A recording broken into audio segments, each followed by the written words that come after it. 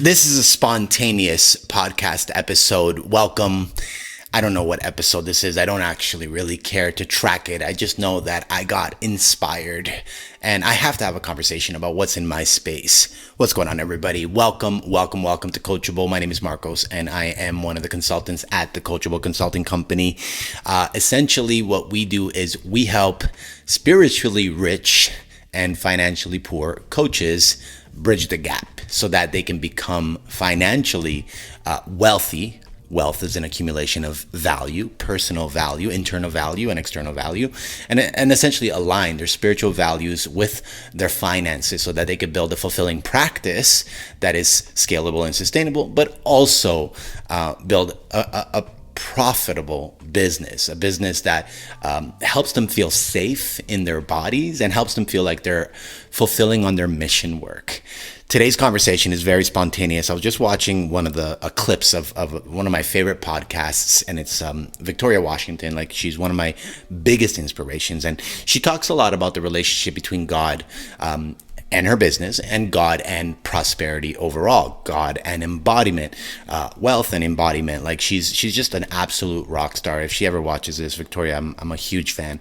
Thank you for everything you've done to inspire me. Check this out.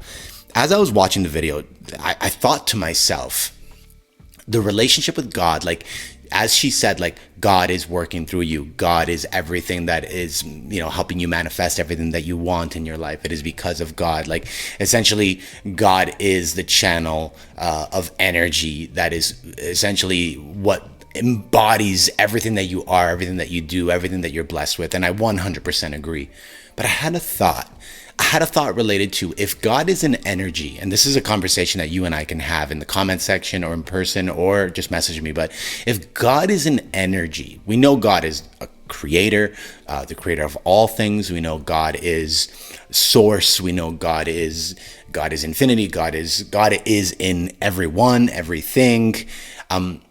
If we were to essentially narrow in on the makings of God within each one of us, what would you say that the makings of what God's power, God's influence, God's light, God's love, what would the makings of all of God's Godfidence, what would the makings of God look like for you as a part of who you internally actually are?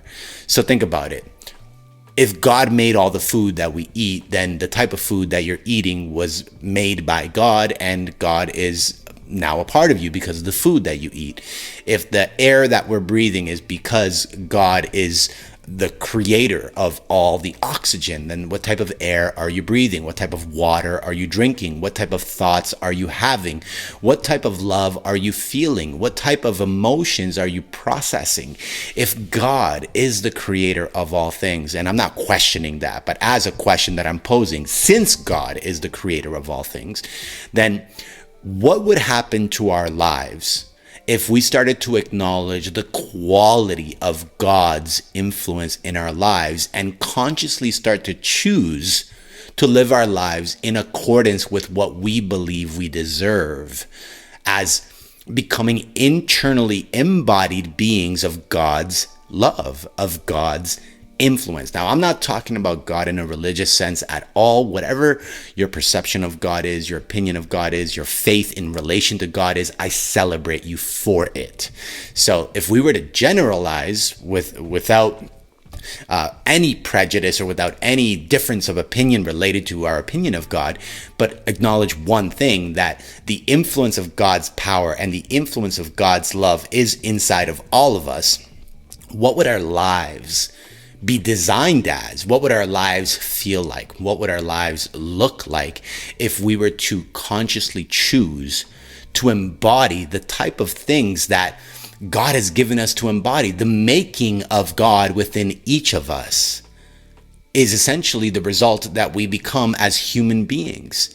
The results that you have in your life, every single thing that you have is because God made it accessible for you to have.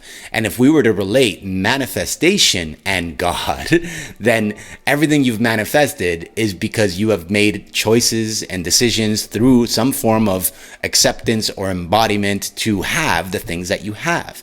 And if you're in scarcity, or you're in lack, or you're in some form of energy that is not fulfilling or that is not embodied, would you say that you have chosen that? And God's like, well, I gave you all the tools. I gave you all the love. I gave you all the access. I gave you all the resources.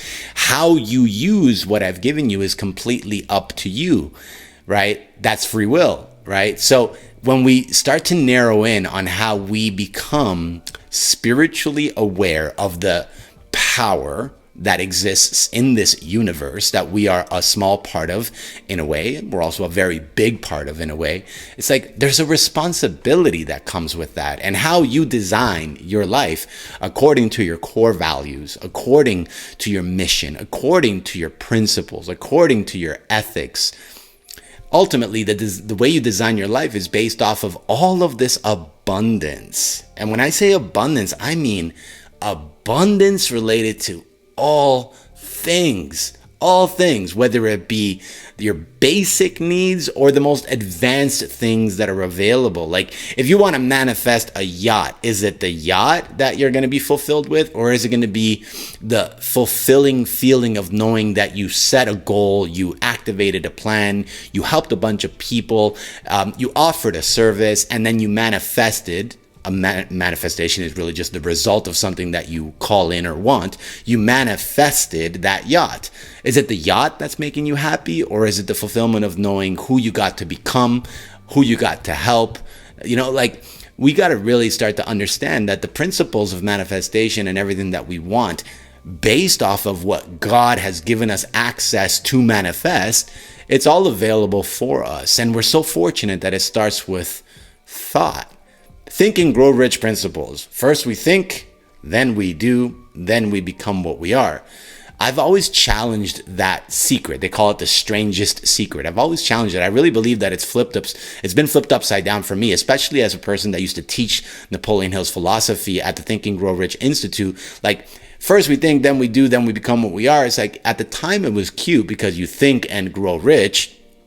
But then I realized become what we are. It's like, I think that first we become what we are in an embodied sense, then we think, and then we do. And I invite you to sit with the way that I've just challenged that, the strangest secret, which whether it's been said by Bob Proctor, whether it's been said by Earl Nightingale, whether it's been said by Napoleon Hill, first we think, then we do, then we become what we are. Well, I guess in a way, first we do think because God gave us the mind, the infinite intelligence to think about whether or not we are embodied by becoming what we are. So in a way, it's kind of true. But if I was to attach a technicality to that, I would say, well, first of all, we become what we are through our thoughts. And then we go do the things that align with the being of our thoughts. And then the manifestation of what we are thinking becomes what we are. That's a ninja formula, if you ask me. So the whole purpose of this share, of this insight and this download that I had for this podcast is essentially related to talking about the internal makings of God and how we take responsibility for how we inject, receive, create, the ability to access everything that God has provided us with, and then make that an embodied part of who we are. What an incredible opportunity we have. And how often do we actually remember or recall or practice or give thanks to that?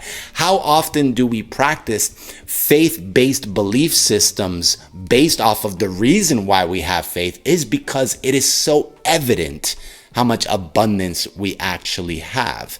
Now, I understand that there is so much pain, terrible suffering, unbelievable loss, tremendous fear in the world.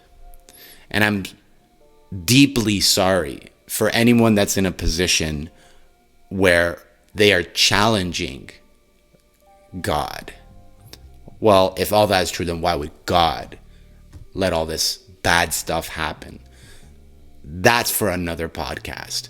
In this case, for all you spiritually rich and financially poor entrepreneurs that are not fulfilled with the number in your bank account or the relationship that you have with your self-worth or the speed at which you're working with to manifest, this conversation is primarily for you. I don't have the solutions. I have philosophies, I have theories, but those are just my own, and they don't actually matter for the context in which we're talking about right now. And so I invite you to consider, not from a place of doubt or skepticism, what the makings of God look like in your life, but rather from a place of possibility. I invite you to take on the role of being a possibilitarian. Be a possibilitarian in this moment. Like, invent the possibility. Invent the possibility of experiencing the way you look at the world and be like, wow, this microphone, God, these lights, God, this hat, God, these teeth, God, these eyes, God, this camera, God, this shirt, God, this room, God, this air conditioning, God, all God. You know, I have a t-shirt line coming out. It's a merchandise brand coming out with Coachable. And one of the sweaters or the shirts is, I got it. I got it. IGODIT. I got it. Right? It's the practice of embodying Godfidence. I can't get over how remarkable my life has become when I started to practice Godfidence. It is my absolute go-to superpower for resetting my nervous system, activating inspiration, starting my day, balancing my day. Godfidence is really just 5 steps. And I'm going to make an entire episode on it so that you can essentially practice it on your own. But essentially, Godfidence is the practice of prayer, meditation, journaling, fitness, and breath work, right? So how you go ahead and apply all of that is completely up to you. But those practices, like, with the intention to actually call in what the energy of confidence that God would have inside of that frequency of certainty and unbelievable, relentless belief in all things and in all creation, Godfidence is an absolute game changer. I always say confidence is for, confidence is for high school students, and certainty is for vets, for veterans, like the ability to practice Godfidence with absolute certainty, supported by faith and trust and conviction. It gives you absolute superpowers for anything that you want to do in the world. So if you're going to consider the possibility of looking at the world through a lens of love, through the lens of love that God gave you, through the lens of love that science-based beliefs or faith-based beliefs or spiritually based beliefs, however you want to frame it, whatever works for you, my final invitation in this podcast is for you to look at the world, look at your life, and consider, if God is the channel of energy that is giving you access to infinite intelligence, supreme power, wisdom, and everything that you require to manifest your life the way that you design it or choose to have it, then what would it look like if you were to consciously make choices to look at everything from a place of, God gave me that, and that is a gift, and I'm choosing to integrate or apply or embody that into my life, knowing that this is a gift from God. You will cherish it, you will value it, you will practice being with it, you will savor it. And that's what I want to invite you to take on in this conversation and from this podcast episode. If you are a subscriber to this podcast, you have my infinite gratitude. Thanks so much for giving me an audience. The fact that I have an audience is what has essentially given me a voice. I had the voice, but the voice gets a little louder. The volume goes up, and so does the value, right? Because you've given me an audience. So thank you so much for subscribing, and thanks so much for following along on my journey. If you want to have a conversation about the topics that I just spoke about, I would love to unpack it, not from a place of challenge or anything like that, but just from a place of conversation. Let's just have a conversation. I'm totally open for that. You can do it in the comment section. You can do it in the chat section. If there's a chat section, you could do it inside Messenger, or you could email me. In the description, you'll find all that information to get in contact. But once again, it's been an absolute pleasure to share this download. Thanks so much for tuning in. And yeah, stick around. We got a lot more to talk about.